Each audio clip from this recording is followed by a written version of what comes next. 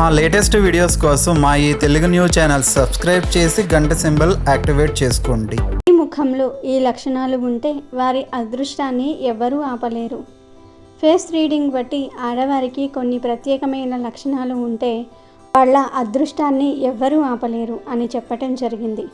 మరి స్త్రీలకు ఏ లక్షణాలు ఉంటే ఎలాంటి అదృష్టం కలుగుతుందో ఈ వీడియోలో మనం వివరంగా తెలుసుకుందాము. ఫ్రెండ్స్, వీడియోలోకి వెళ్లే ముందు కామెంట్ బాక్స్లో జై శ్రీరామ్ అని కామెంట్ చేయండి. అలాగే ఈ వీడియోకి ఒక లైక్ కొట్టి మా ఛానల్ని సబ్స్క్రైబ్ చేసుకోవడం మర్చిపోవద్దు.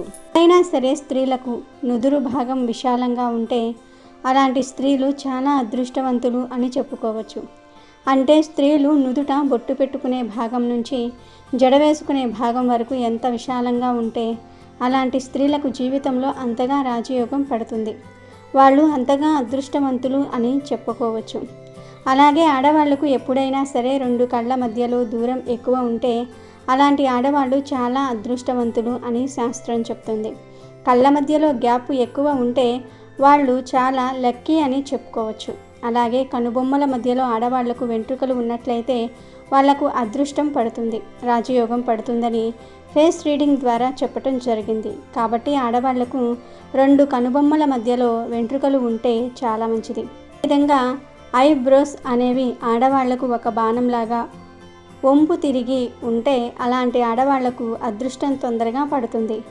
ఆడవాళ్లకు ఐబ్రోస్ అనేవి బాణంలాగా షార్పుగా వంపు తిరిగి ఉంటే వాళ్ళు లక్కీ అని చెప్పుకోవచ్చునని ఫేస్ రీడింగ్ ద్వారా చెప్పటం జరుగుతుంది.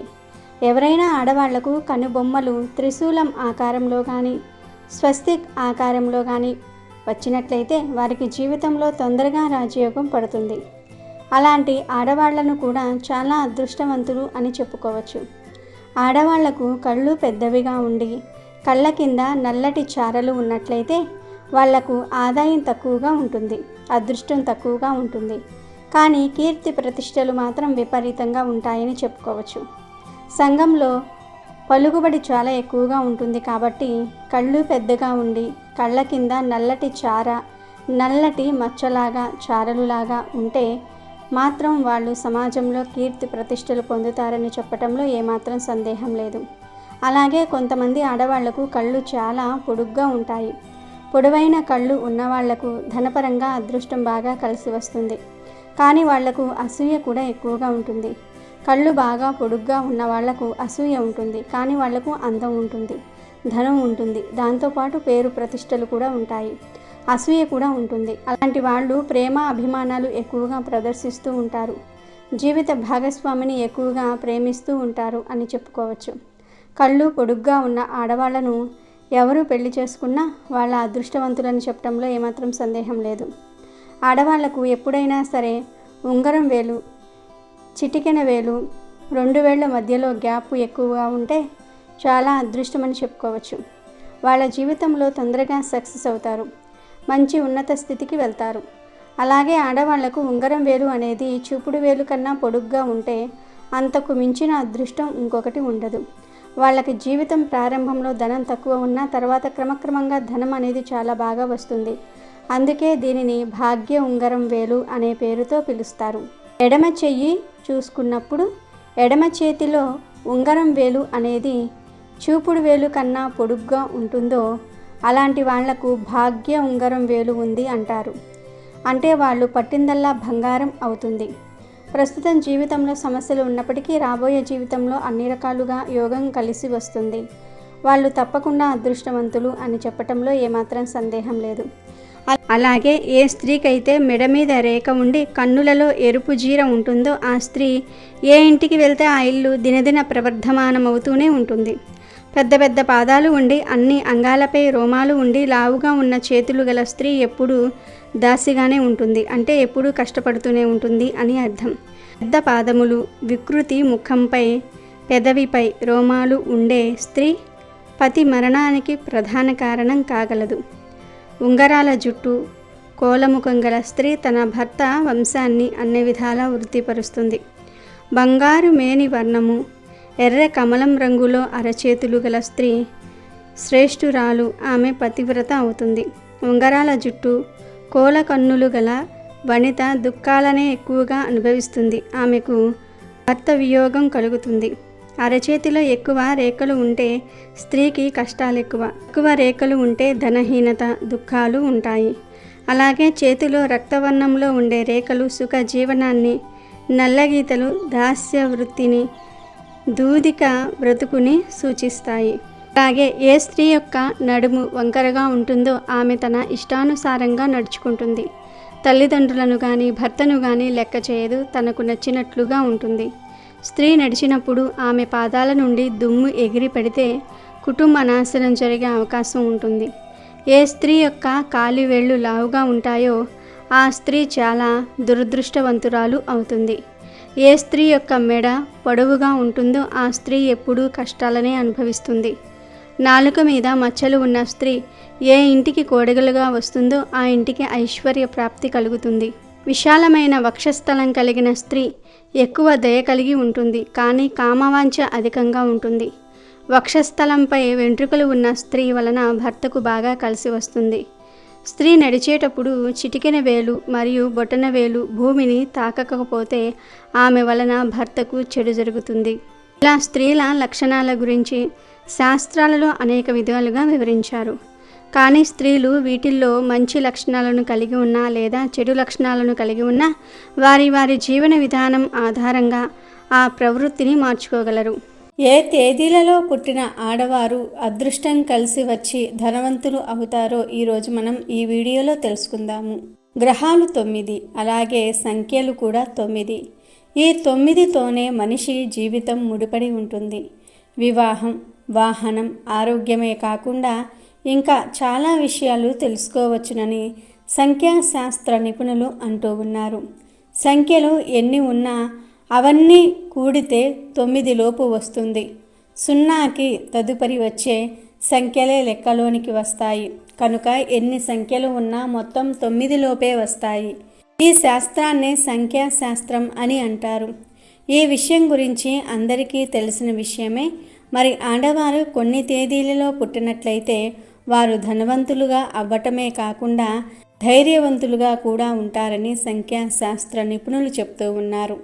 సంఖ్యాశాస్త్రం ప్రకారం ఆడవారు జన్మించిన తేదీ 1వ నెంబరు వస్తే రవి స్థానం, 4వ సంఖ్య వస్తే రాహువు, 7వ కేతువు సంఖ్య వస్తే 7, 2 చంద్రుడి స్థానం, 5 బుధుడు, 8 శని, 3 గురువు, 6 శుక్రుడు, 9 కుజస్థానం అని సంఖ్యాశాస్త్ర నిపుణులు చెప్తూ ఉన్నారు. అమ్మాయిలకు వారి పేర్లను బట్టి వారి సంఖ్య ఏంటో చూస్తే పేరులోని అంకెలను కలిపి లెక్కించగా పేరులో పుట్టిన సంఖ్య 1 వస్తే వీరికి సూర్యుడు అధిపతి అవుతాడు. వీరికి నాయకత్వ లక్షణాలు అధికంగా ఉంటాయి. అందరి మాటకు గౌరవాన్ని ఇస్తూనే అందరినీ సమానంగా చూసుకుంటూ ఉంటారు. 1వ తేదీలో పుట్టిన వారు ప్రతిరోజు సూర్య నమస్కారాలను చేస్తే ఎక్కువ ప్రమోషన్ ఉంటుంది. మీరు చేసే ఉద్యోగంలో మర్యాద, గౌరవం పెరుగుతాయి. కుటుంబాన్ని ముందుకు నడిపించే శక్తి వీరికి ఉంటుంది. ఏదైనా నెలలో పుట్టిన వారి తేదీ 2 అంకెతో ముడిపడిన వారికి చంద్రుడు అధిపతిగా ఉంటాడు. ఇటువంటి వారు చాలా ప్రశాంతంగా ఉంటుంది. ఏదైనా కఠిన నిర్ణయాలను కూడా చాలా తేలికగా ఆలోచించి మంచి నిర్ణయాలను తీసుకుంటూ ఉంటారు. ఎందుకంటే చంద్రుడు చల్లదనానికి, మనశ్శాంతికి గుర్తు కాబట్టి 2వ తేదీలో పుట్టిన వారు చాలా ప్రశాంతంగా ఉంటూ ఉంటారు. అంతేకాకుండా వీళ్ళు చాలా అందంగా ఉంటారు. తన భాగస్వామితో ఆనందంగా ఉండాలని కోరుకుంటూ ఉంటారు. వీరు చాలా ప్రేమగా ఎవరినైనా సరే నిదానంగా నడుచుకుంటూ ఉంటారు. తన కుటుంబానికి ఎటువంటి లోటు లేకుండా చూసుకోవడానికి ప్రయత్నం చేస్తూ ఉంటారు. వీరు సంతోషంగా ఉండటమే కాకుండా పక్కవారిని కూడా సంతోషంగా ఉండేలాగా చూసుకుంటూ ఉంటారు. ఎటువంటి కష్టం వచ్చినా సరే ధైర్యంగా దానిని ఎదుర్కొని ఆ కష్టం నుండి బయటపడతారు. పుట్టిన తేదీలో 3వ అంకె ఉంటే ఆ అమ్మాయిలు ఎక్కువగా ధైర్యవంతులు, ధనవంతులు అవుతారు. వారి జీవిత భాగస్వామి అంటే వీరికి చాలా ఇష్టం. వీరి వల్ల వీరి జీవిత భాగస్వామికి అదృష్టం కలిసి వస్తుంది. వారి భర్త ఏదైనా సరే వ్యాపారం చేసినట్లయితే ఆ వ్యాపారంలో లాభాలు కలిగి ధనవంతులవుతారు. వీరు పెద్దవారి దగ్గర మర్యాదకరంగా నడుచుకుంటూ ఉంటారు. ఈ తేదీల్లో పుట్టిన వారు ఏ ఇంట్లో అయితే ఉంటారో వారికి అదృష్టం కలిసి వచ్చి తిరిగిలేని యోగం కలుగుతుంది. ధనం ఇంట్లోకి రావటమే కానీ బయటకు వెళ్ళటం అనేది జరగదు. పుట్టిన తేదీల్లో 4 ఉంటే అది రాహుగ్రహాన్ని సూచిస్తుంది. ఈ తేదీల్లో పుట్టిన ఆడవారు అలంకరణకు ఎక్కువగా ప్రాధాన్యతను ఇస్తూ ఉంటారు. జీవిత భాగస్వామితో చాలా ప్రేమగా ఉంటారు. ఎలాంటి ప్రతికూల పరిస్థితిని అయినా సరే తమకు అనుకూలంగా మార్చుకుంటూ ఉంటారు. పుట్టిన తేదీల్లో 5వ అంకె ఉన్నవారిపై బుధగ్రహ ప్రభావం ఉంటుంది. వారు ఎక్కువ అందంగా ఉంటారు. వీరిని అర్థం చేసుకోవడం కొంచెం కష్టమే అయినా సరే జీవిత భాగస్వామితో చాలా ప్రేమగా ఉంటారు. ఈ తేదీల్లో పుట్టిన ఆడవారు తమ సొంత కాళ్ల మీద నిలబడాలని అనుకుంటూ ఉంటారు. ఏదైనా సాధించాలనే ధైర్యంతో జీవితంలో ముందడుగును వేస్తారు. 6వ తేదీలో పుట్టిన ఆడవారు చాలా అదృష్టవంతులు. కాకపోతే కొంచెం ఎమోషనల్గా ఉంటారు. అంటే అందరినీ తొందరగా నమ్మేయటం, ఎవరు ఏ మాటలు చెప్పినా వినటం జరుగుతూ ఉంటుంది. ఈ ఆడవారికి శుక్రుడు అధిపతిగా ఉన్నాడు కాబట్టి ఈ తేదీల్లో పుట్టిన ఆడవారిని వివాహం చేసుకున్న వ్యక్తికి కలిసి వస్తుందని న్యూమరాలజీ నిపుణులు చెప్తూ ఉన్నారు. వీరి పిల్లలు ఉన్నత స్థాయికి ఎదుగుతారు. వీరు ఏ పని చేసినా అందులో కలిసి వస్తుంది, ధనవంతులవుతారు అనడంలో ఎటువంటి సందేహము లేదు. పుట్టిన తేదీల్లో 7వ అంకె ఉన్న ఆడవారు చాలా సున్నితంగా ఉంటారు. జీవిత భాగస్వామి తనను సంతోషంగా చూసుకోవాలని అనుకుంటూ ఉంటారు. తన జీవిత భాగస్వామితో సమయాన్ని గడపాలని కోరుకుంటూ ఉంటారు. 7వ తేదీలో ఆడవారు తమ భర్త చేసే ప్రతి పనిలో కూడా తోడుగా ఉండటమే కాకుండా భర్త విజయంలో భాగం పంచుకుంటూ ఉంటారు. 8వ తేదీలో పుట్టిన ఆడవారు అబ్బాయితో నిజాయితీగా సున్నితమైన మనసు ఉన్నవారిని ఇష్టపడుతూ ఉంటారు. ఈ ఆడవారికి శని అధిపతి. వీరికి ప్రేమ ఎక్కువగా ఉండటమే కాకుండా ముక్కుసూటిగా మాట్లాడే అలవాటు కూడా ఉంటుంది. ఇలా ఉన్నట్లు మొహం మీద మాట్లాడడం వలన వీరంటే కొంతమందికి నచ్చకపోవటం జరుగుతూ ఉంటుంది. అయినా అటువంటి ఇబ్బందుల నుండి ధైర్యం కలిగి ధైర్యంగా బయటపడగలుగుతారు. పుట్టిన తేదీల్లో 9 ఉంటే మంగళ గ్రహానికి సూచన. వీరు ఎక్కువగా ఆంజనేయ స్వామిని ఇష్టపడుతూ ఉంటారు. అంతేకాకుండా ఈ ఆడవారు తమ కుటుంబంతో గడపడానికి ఇష్టపడుతూ ఉంటారు. ఎప్పుడూ కూడా సంతోషంగా ఉంటారు. వీరికి ఉన్న ఆర్థిక సమస్యల నుండి బయటపడే శక్తి, ఆలోచనను వీరు కలిగి ఉంటారు. వీరికి దైవానుగ్రహం అధికంగా ఉంటుంది. దీని వలన వీరు ఏమి చేసినా అందులో విజయమే కలుగుతుంది. దీనితో మీరు ధనవంతులవుతారు. మరి విన్నారు కదా, మీరు కూడా ఇప్పుడు మనం చెప్పుకున్న తేదీల్లో పుట్టినట్లయితే మీరు మీ అదృష్టాన్ని పరీక్షించుకొని ఐశ్వర్యవంతులు అవ్వండి. స్త్రీలో ఈ భాగాన్ని పదే పదే తాకితే అడుక్కునేవాడు కూడా కోటీశ్వరుడు అవుతాడు. ప్రతిరోజు రాత్రి ఏమాత్రం సిగ్గుపడకుండా స్త్రీ శరీరంలో ఈ భాగాన్ని తాకినట్లయితే అపార సంపదను సంపాదించుకోవచ్చు. స్త్రీ శరీరంలో ఈ భాగాన్ని ఎవరు పట్టుకున్నా లేకపోతే నొక్కినా వారి ఇంట్లో లక్ష్మీదేవి ఎల్లప్పుడూ నివసిస్తుంది. వారికి లక్ష్మీదేవి అనుగ్రహం కూడా లభిస్తుంది. మరియు స్త్రీ యొక్క ఆ భాగం ఏమిటో ఇప్పుడు మనం ఈ వీడియోలో వివరంగా తెలుసుకుందాము. పూర్వం ధర్మాపురి అనే గ్రామంలో ఒక వ్యక్తి ఉండేవాడు. అతని భార్య ప్రతిదానికి కూడా తనతో గొడవపడుతూ ఉండేది. దాంతో అతని ఇంట్లో దరిద్రం తాండవిస్తూ ఉండేది. తినడానికి కూడా తిండి లేక కటిక పేదరికంలో ఉన్నాడు. ఒకసారి అతను అడవికి వెళ్ళాడు. ఆ దారిలో ఒక యోగిని కలిశాడు.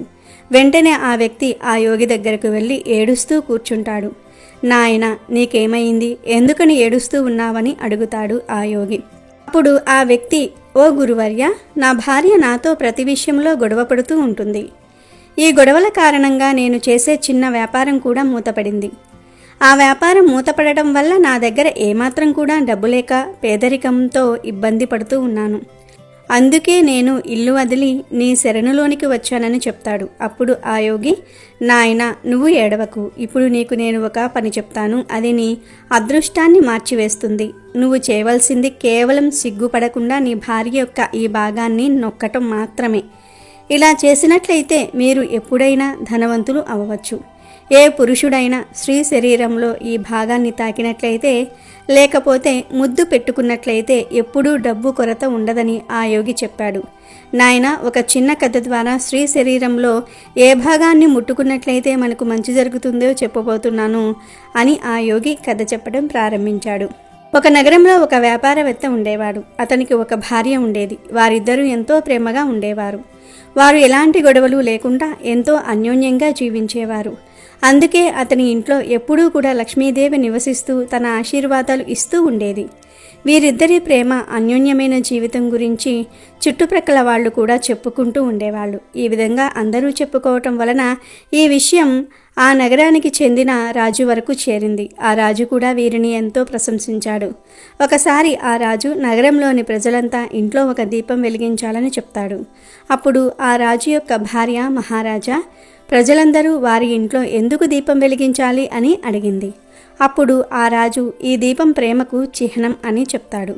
ఎవరి ఇంట్లో అయితే ఈ దీపం వెలిగించబడుతుందో వారి ఇంట్లో ఎప్పుడూ కూడా ప్రేమ అనేది ఉంటుంది. ఏ విధంగా అయితే మన నగరంలో నివసించే వ్యాపారి అతని భార్య మధ్య ఉన్న ప్రేమ ఉంటుందో అటువంటి ప్రేమ మన రాజ్యంలో ఉన్న ప్రతి భార్యాభర్తల మధ్య ఉండాలని నేను కోరుకుంటూ ఉన్నాను. అందుకే ఆ దంపతుల ప్రేమకు గుర్తుగా ఈరోజు ప్రతి ఇంట్లో కూడా దీపం వెలిగించాలి అనుకుంటున్నాను అంటాడు. మహారాజు ఆజ్ఞ మేరకు నగరంలోని ప్రజలందరూ కూడా తమ ఇంట్లో దీపాలు వెలిగిస్తారు. కానీ అర్ధరాత్రి వచ్చేసరికి అందరి ఇళ్లల్లోని దీపాలు ఆరిపోయాయి. కానీ ఆ వ్యాపారి ఇంట్లో మాత్రం దీపం వెలుగుతూనే ఉంటుంది. ఎందుకంటే దీపం అనేది ప్రేమకు చిహ్నం కాబట్టి. వ్యాపారి భార్య ఎప్పుడూ కూడా దీపం వెలిగించే ఉంచేది. అయితే ఒకరోజు ఏం జరిగిందంటే, మహారాజు మరియు మహారాణి మేడపై నుండి వారి నగరంలో జరిగే దృశ్యాలను చూస్తూ ఉన్నారు. రాజు మరియు రాణి చూసే సమయానికి వారి రాజ్యంలో మొత్తం చీకటి అలుముకుని ఉంది. కానీ వ్యాపారి ఇంట్లో మాత్రం దీపం వెలుగుతూ ఉంది. అప్పుడు మహారాజు మహారాణితో, చూడు మహారాణి, వ్యాపారి మరియు అతని భార్య మధ్య ప్రేమ ఎంత స్థిరంగా వెలుగుతూ ఉందో మిగతా అందరి ఇంట్లో కూడా దీపం ఆగిపోయింది. దీన్ని బట్టి ఆ వ్యాపారి అతని భార్య మధ్య ఉన్న ప్రేమ ఎంత గొప్పదో అర్థమవుతుంది కదా అని అంటాడు. అప్పుడు మహారాణి, మహారాజా, వ్యాపారి మరియు అతని భార్య మధ్య ప్రేమకు కారణం వ్యాపారి భార్య అయి ఉంటుంది. అందుకే ఆ వ్యక్తి ఇంట్లో ఎటువంటి పేదరికం లేకుండా వారి మధ్య ప్రేమ నెలకొని ఉందని అంటుంది. లేదు మహారాణి, ఖచ్చితంగా ఆ ఇంట్లో వ్యాపారి తెలివైన వాడై ఉంటాడు. అందుకే వారి మధ్య ప్రేమ నెలకొని ఉందని అన్నాడు రాజు. కానీ రాణి మాత్రం వ్యాపారి భార్యనే తెలివైందని చెప్తూ ఉంటుంది. ఇలా ఇద్దరూ కాసేపు వాదించుకుంటారు. కొంత సమయానికి మహారాజు, మహారాణి, మనం ఇద్దరం ఇప్పుడు వాదించుకోవాల్సిన అవసరం లేదు. మనం ఆ ఇద్దరిని ఎందుకు పరీక్షించకూడదు? ఆ పరీక్షలో ఎవరైతే ఉత్తీర్ణత సాధిస్తారో వారు తెలివైన వారు మరియు స్వచ్ఛమైన మనసున్న వారిని తెలుస్తుంది అన్నాడు. మహారాణి కూడా అందుకు అంగీకరించి వారిని పరీక్షించడానికి సిద్ధమవుతారు. ఆ తర్వాత మహారాజు ఒక దాసిని పిలిపించి, నేను నిన్ను ఏవైతే ప్రశ్నలు అడుగుతానో నువ్వు వెంటనే ఆ వ్యాపారి దగ్గరికి వెళ్ళు, అతన్ని అడగమని చెప్తాడు. ఆ సేవకురాలు కూడా సరే అని వ్యాపారి దగ్గరికి వెళ్తుంది. ఆ సమయంలో వ్యాపారి భార్య కొన్ని వస్తువులు కొనడానికి బయటికి వెళ్ళింది. వ్యాపారి ఒక్కడే ఉన్నాడు. అక్కడికి చేరుకున్న రాజు యొక్క సేవకుడు, ఓ వ్యాపారి, నేను రాజ్య భవనం నుంచి వచ్చాను. మహారాజు నన్ను పంపించాడు అని అన్నాడు. అప్పుడు ఆ వ్యాపారి, మీరు వచ్చిన విషయం ఏమిటి అని అడిగాడు. అప్పుడు ఆ సేవకురాలు, మీరు గనుక మీ భార్యను వదిలిపెడితే మహారాజు మీకు ఎంతో విలువైన వజ్రాలను, ఆభరణాలను ఇస్తానని చెప్పాడు. దానికి మీరు ఏమంటారని అడిగింది. ఆ వ్యాపారి అందుకు అంగీకరించలేదు. దాంతో ఆ దాసి తిరిగి వెళ్ళిపోయి రాజుకు జరిగిందంతా కూడా చెప్పింది. అప్పుడు మహారాణి మళ్ళీ ఆ సేవకురాలని పిలిచి ఆమెకు కొన్ని విషయాలు చెప్పి, ఆ విషయాలను నువ్వు వ్యాపారి భార్యకు చెప్పు అని ఆ దాసిని వ్యాపారి భార్య దగ్గరకు పంపిస్తుంది. ఆ సేవకురాలు వ్యాపారి భార్య దగ్గరకు వెళ్తుంది. ఆ సమయంలో వ్యాపారి ఇంట్లో లేడు. ఆ సేవకురాలు వ్యాపారి భార్యతో ఇలా అంటుంది, అమ్మా, మీరు గనుక మీ భర్తను చంపితే మహారాణి ఆమె రాజ్యంలో సగభాగం నీకు ఇస్తానని చెప్పమని చెప్పింది అంది.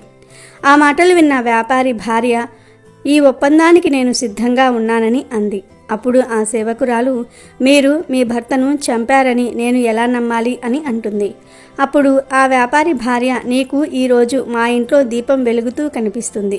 నేను ఎప్పుడైతే నా భర్తను హత్య చేస్తానో అప్పుడు నేను ఈ దీపాన్ని ఆర్పేస్తాను అంది. మాటలన్నీ విన్న ఆ సేవకురాలు తిరిగి రాజు రాణి దగ్గరకు వెళ్ళి జరిగిందంతా కూడా చెప్పింది. మహారాణి ఎప్పుడైతే ఆ వ్యాపారి భార్య మాటలు వింటుందో ఆ రాణికి ఆ వ్యాపారి భార్య మీద విపరీతమైన కోపం వస్తుంది. అప్పుడు మహారాజు వెంటనే తన సేవకులను పంపించి సేవకులారా, మేము పెట్టిన పరీక్ష కారణంగా రాజ్యంలోని ఒక వ్యక్తి ప్రాణాలు కోల్పోవటం మాకు ఇష్టం లేదు. మీరు వెంటనే ఆ వ్యాపారి దగ్గరికి వెళ్ళి జరిగిందంతా చెప్పండి అని ఆదేశిస్తాడు. ఆ సేవకులందరూ ఆ వ్యాపారిని కలిసి జరిగిందంతా చెప్దామని వెళ్ళేసరికి ఆ వ్యాపారి హత్యకు గురై ఉంటాడు. అక్కడే ఆ సైనికులకు ఆ వ్యాపారి భార్య కనిపించింది. కొంత సమయానికి ఆ సైనికులు వ్యాపారి భార్యను తీసుకుని రాజభవనానికి వచ్చారు. అప్పుడు మహారాజు ఆ వ్యాపారి భార్యతో ఇలా అంటాడు, నువ్వు ఒక దురాశ పరురాలివి. నీకు డబ్బంటే ఇంత ఇష్టమా? కేవలం డబ్బు కోసం నీ భర్తను కూడా చంపేశావు. ఎందుకలా చేశావు అని అడిగాడు. అప్పుడు ఆమె ఇలా చెప్తుంది, మహారాజా, నేను ఎప్పుడో నా భర్తను చంపేయాల్సింది, కానీ నేను ఒక అవకాశం కోసం ఎదురు చూస్తూ ఉన్నాను. నా భర్త నాతో చాలా దారుణంగా ప్రవర్తించేవాడని చెప్పింది. అప్పుడు రాజు, నీ భర్త అంత దారుణమైన పని ఏం చేశాడు చెప్పు అన్నాడు. ఆ వ్యాపారి భార్య, నా భర్త ఎప్పుడూ నా ముక్కుపై తన వేలితో గట్టిగా నొక్కేవాడు. ఇదే కాకుండా నా భర్త ఇంకొక పని కూడా చేసేవాడు. అదేమిటంటే నా భర్త ఎప్పుడూ నాలుకతో నా చెవి వెనుక భాగాన్ని తాకుతూ ఉండేవాడు అని చెప్పింది. వెంటనే రాజు, అమ్మా, మీరు నిరుపేదలుగా ఉన్నప్పుడు నీ భర్త ఈ విధంగా చేసేవాడా అని అడిగాడు. అప్పుడు వ్యాపారి భార్య, లేదు, ఇలా చేసేవాడు కాదు అని చెప్తుంది. అయితే నాకు ఇప్పుడు అర్థమైంది నీ భర్త ఇలా ఎందుకు చేసేవాడో అన్నాడు రాజు. ఇక్కడితో కథ ముగిసిపోయింది అని చెప్పాడు ఆ యోగి. ఇలా చెప్పిన తర్వాత, నాయనా, ఇప్పుడు నీకు అర్థమైందా?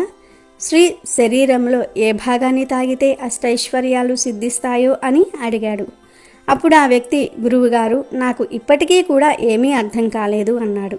అయితే ఇప్పుడు నీకు నేను వివరంగా చెప్తాను, శ్రద్ధగా విను అని ఇలా చెప్తాడు. మొదటిగా ఆ వ్యాపారి అతని భార్యతో చేసింది ఏమిటి అంటే, తన వేళ్లతో తన భార్య యొక్క ముక్కు నొక్కటం.